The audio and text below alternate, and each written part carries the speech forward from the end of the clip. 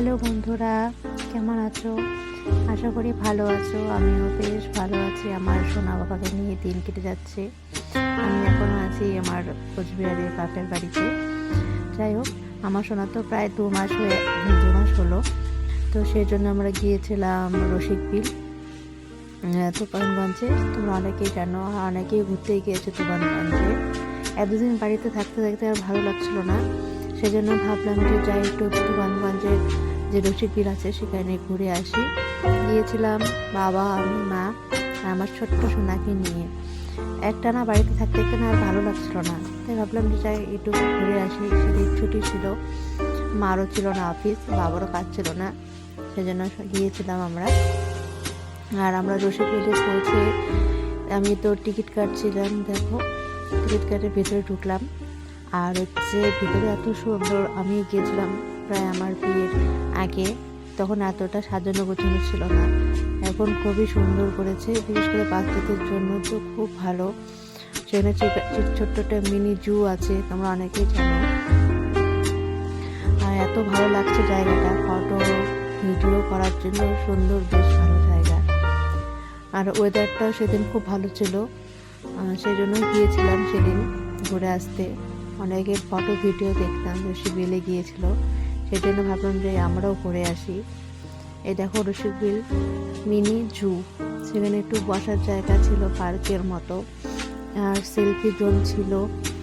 তো আমার তো বর আসতে পারেনি, স্কুলে পরীক্ষা ছিল, সেজন্য আমরা মা বাবার সাথে পুচকাকে নিয়ে গিয়েছিলাম। পুচকা তো বাড়িতে থাকে সবসময়, ও তো ছোট, তবুও ও বুঝতে পেরেছিল যে আমরা বাইরে কোথাও গিয়েছিলাম। আর ও তো চুপচাপ ছিল, বাড়িতে এমনি সব কান্নাকাটি করে, আর সেদিন তো চুপচাপ দেখছিল।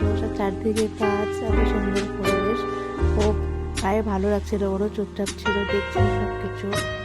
আর দেখো কেন আমি টিয়া পাখি দেখছিলাম, টিয়া পাখিরা অনেক সময় কথাও বলছিল। আমার পুচকাটা বাবার কোলেই ছিল, আমার বাবাকে খুব চেনে আর কি। যখন কান্নাকাটি করে, বাবা যদি কিছু কথা বলে, ও চুপ হয়ে যায়, বুঝতে পারে যে দাদু কথা বলছে। আর এখানে ছিল অজগর সাপ, অজগর দেখেছিলাম, একটাই ছিল। আর এখানে একটা পার্কের মতো ছিল, বাচ্চাদের খেলার জায়গা ছিল, অনেকে বাচ্চারা খেলছিল। আর আমরা গিয়েছিলাম প্রায় 1টা নাগাদ, 1টা না 2টা নাগাদ। তো আমার সোনারও খিদে পেয়েছিল, সেজন্য কান্নাকাটি করছিল। জায়গাটা এত সুন্দর, বসে সময় কাটানোর জন্য বেশ জায়গা ছিল। যাই হোক, আমি তখন সেখানে বসে ফটো আর ভিডিও করছিলাম। আর এদিকে আমার সোনার তো খিদে পেয়েছিল, সেজন্য আমার বাবা দুধ বানাচ্ছিল। দেখো, আর ছোট বাচ্চা বুঝতেই পারো, ওর জন্য খাবার নিয়ে যেতে হয়, সব কিছু, জামা কাপড়, খাবার আগের মতো তো নেই।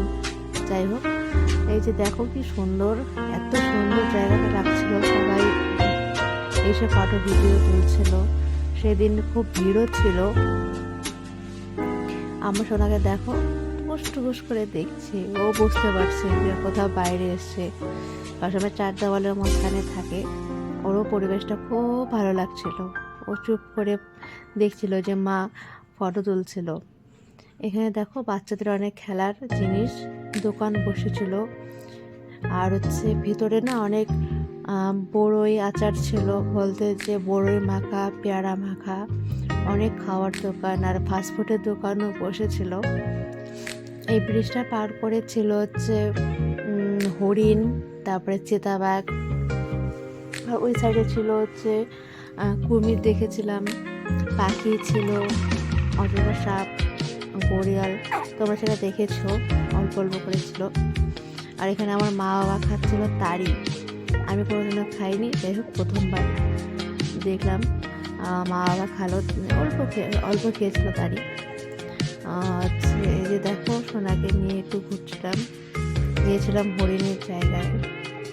প্রচুর অনেক হরিণ একসাথে ছিল। তারপর সেখান থেকে গিয়েছিলাম যে চিতাবাঘের জায়গায়। আর আমি চিতাবাঘ দেখতে পারিনি, 2টা নাকি 3টা ছিল, ওরা সেই খাঁচার ভিতরে। অনেকে বলে সামনে আসে, কিন্তু সেদিন আর আসেনি, অনেক দূরেই হাঁটাচলা করছিল। আর আমার সোনা সেই বিকেল 4টা 5টা বাজে। আর আমার সোনারও ভালো লাগছিল না, অনেকক্ষণ হলো আমরা এসেছিলাম। যাই হোক, সেখান থেকে বের হয়ে আমরা এখন বাড়ি যাচ্ছি। এই যে দেখো আমার সোনা চুপ করে আছে। যাই হোক, আমরা এখন বাড়ি যাচ্ছি। ভিডিওটা আশা করি তোমাদের ভালো লেগেছে। আবার নেক্সট ভিডিওয়ে কথা হবে। টাটা।